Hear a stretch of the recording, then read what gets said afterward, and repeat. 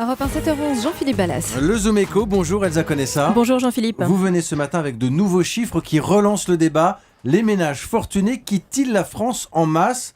D'après les données du fisc, il semblerait que les départs aient augmenté. Oui, Jean-Philippe, il y a clairement une augmentation du nombre de départs. En 2012, on n'a malheureusement pas de données plus récentes, mais le fisc a reçu 300 déclarations d'exit tax. Alors, l'exit tax, vous vous souvenez, c'est cet impôt qui, en gros, ponctionne le patrimoine des riches français au moment où ils veulent partir à l'étranger. Ça se veut surtout dissuasif parce que ça ne rapporte pas beaucoup d'argent à l'État. L'idée, c'est d'empêcher les contribuables qui ont un gros portefeuille d'actions ou les entrepreneurs d'aller empocher leurs gains dans des pays plus accueillants fiscalement. Et puis, accessoirement, ça sert aussi à mesurer le nombre de départs des Français les plus riches, puisque ce serait sinon quasiment impossible à quantifier, mais ça c'est surtout pour les hommes politiques et pour les journalistes. Alors ces riches Français qui partent, qui sont-ils, Elsa ? Alors quand on regarde d'un peu plus près les déclarations du fisc, on s'aperçoit que les gens, ceux qui partent sont en fait en grande majorité des salariés et des familles avec des enfants, donc on est finalement assez loin de l'image de l'héritier ou du retraité qui irait profiter de sa fortune au soleil.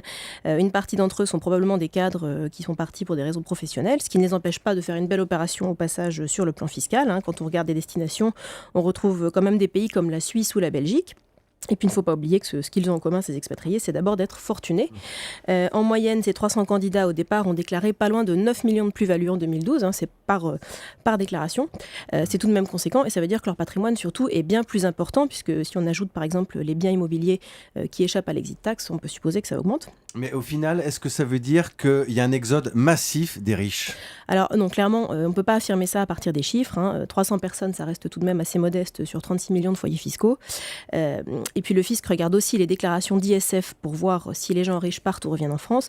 Et ces déclarations, elles montrent plutôt une relative stabilité des départs en 2012.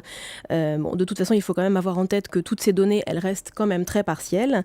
On ne pourra jamais suivre à la trace les gens qui partent, encore moins savoir pourquoi ils le font.